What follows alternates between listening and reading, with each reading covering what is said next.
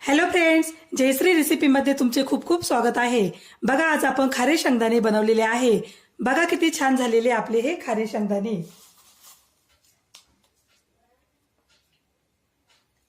आपण हे शेंगदाणे कशा प्रकारे बनवले हे आपण पुढे रेसिपीमध्ये कंटिन्यू करूया।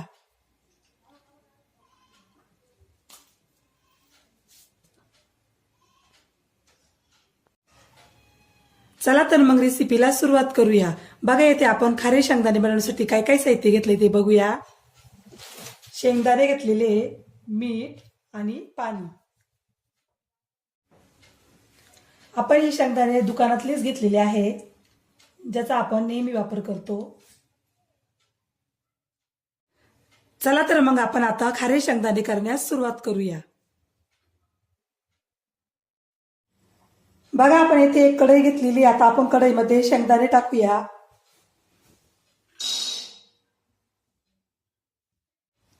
आपण आता शेंगदाणे छान भाजून घेऊया।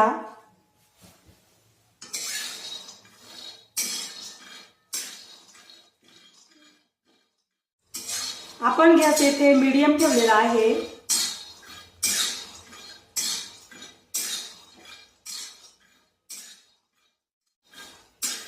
आपण खारे शेंगदाणे जरा वेगळ्या पद्धतीने करणार आहोत।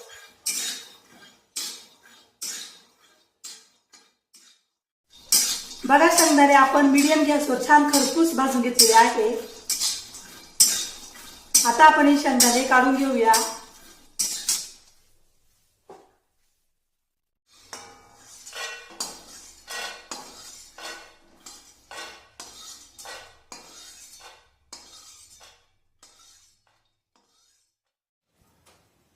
आता आपण कढईमध्ये पाणी टाकूया।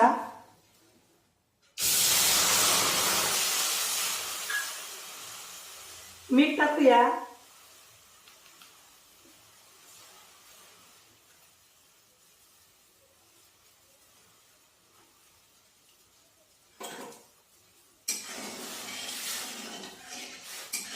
खारे शेंगदाणे बनवण्यासाठी आपण येथे काय काय साहित्य घेतले, त्याचे किती किती प्रमाण आहे हे सर्व मी डिस्क्रिप्शन बॉक्स मध्ये दिलेलं आहे, तिथे जाऊन तुम्ही बघू शकता।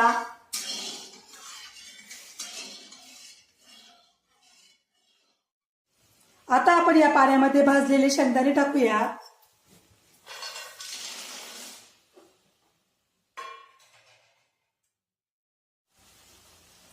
आपण शेंगदाणे छान हलवून घेऊया। येथे आपण मीडियम गॅस ठेवलेला आहे।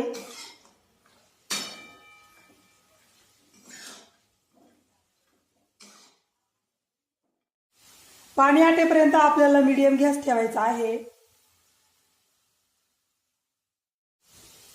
तुम्ही अशा पद्धतीने खारे शेंगदाणे बनवून बघा, तुम्हालाही नक्की आवडतील।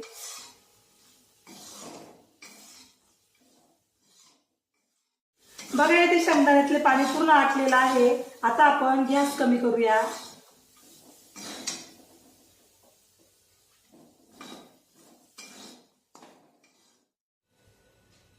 आता आपण शेंगदाणे कमी गॅसवर कडक होईपर्यंत ठेवूया।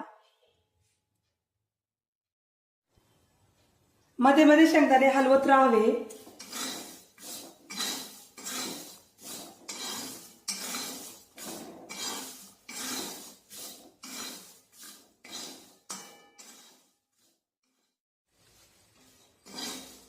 बघा, आपले शेंगदाणे मिठाच्या पाण्यामध्ये छान खरपूस भाजून झालेले आहे।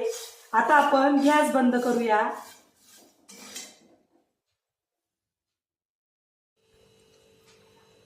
बघा, आपले खारे शेंगदाणे आता इथे खाण्यासाठी रेडी झालेले आहे। बघा किती छान झालेले आपले हे खारे शेंगदाणे।